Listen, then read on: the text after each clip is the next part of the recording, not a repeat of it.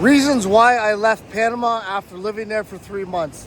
All right, let's get into it. In this video here, I'm just gonna let you know I didn't go for vacation. I actually lived there for 3 months, so I do have a little background on what the heck I'm talking about here.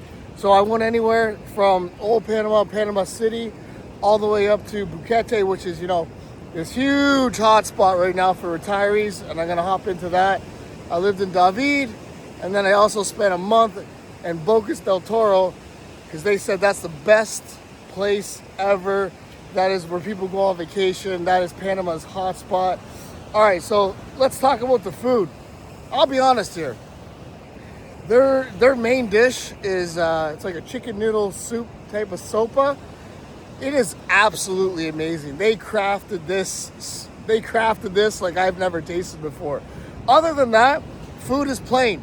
There's not a lot of love they cook with, and there's not a lot of ingredients. So when you taste the food, you will be a little disappointed. I'm gonna say it's about a 5 out of 10. Nothing's too tasty over there.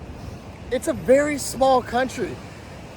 Like, I'm in Costa Rica right now. It's comparable like land wise, but when you're in Panama, like all those Panama City, all the skyscraper restaurants and everything like that are so beautiful and that are all over the internet are in one tiny section. You can literally go to all the restaurants in one night. Like, it's just, they're all in one block. So that wasn't too fun. So then I'm hearing all this stuff about Buquete. It's the best place, everybody's going there. You can become a resident if you're retired, things like that. So I went there. I stayed there for a full month. Here's the thing. If you are older and you are there to retire and you want to have an easy pathway, do it. You'll love it. You'll love it. But if you're someone like me who likes a little bit of adventure and a little bit, maybe some nightlife, it is the most boring town I've ever been in. Okay, they got a couple nice restaurants. I'll give it that. They got some volcanoes you can go to. Hiking's a big thing down there. They got some beautiful waterfalls, things like that. But all in all, you definitely need a car. Okay, you have to have a car.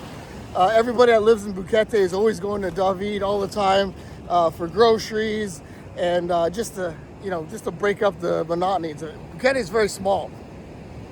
So that's what I got to say about that on Buquete side. It's just not for me. A little too boring. So I went to Bocas del Toro, which is they call it the party place. It's an island where you literally have to take water taxis everywhere you go. So that was extremely fun. It's like $1 or $2. You take a water taxi, they bring you to a restaurant, and it's a bustling little island. Amazing food, right? Everything is fresh caught fish, literally. There's no grocery stores, so you have to eat out every day. But the food is obviously the best fish I've had, just because they catch it every day on the island. Very expensive, but I wanted to try it out. And some of the islands that you do go to around there, because they have a ton of them, like Red Tree Frog Island, things like that. The houses there are like anywhere between $1 million to $2 million. Pretty crazy place. I think it's for rich people. I just rented an Airbnb for a month and wanted to check it all out. A month is a little too long to stay there, but I kind of have a golden rule. Anywhere I go, you'll never experience anything in just 1 week. Never. So by staying there for a month, my rule is there is some time to get bored. And when I do get bored, I want to see how my brain feels about everything. So, I wasn't bored too often, but I was there long enough where, I obviously stayed home and had some movie nights. But I was able to meet a lot of cool people, a lot of cool expats, a lot of cool locals, things like that. But Panama, I'd say if you're more into the relaxed lifestyle and you're not a big foodie, you might want to go there. And let's touch on David for a minute. This is their second biggest city. They actually have an airport there. It's on the other side of the country, besides Panama City. I kind of really love this place. This was how I found all the culture. I was probably the only white dude for miles, I'll tell you that. But the food was priced right.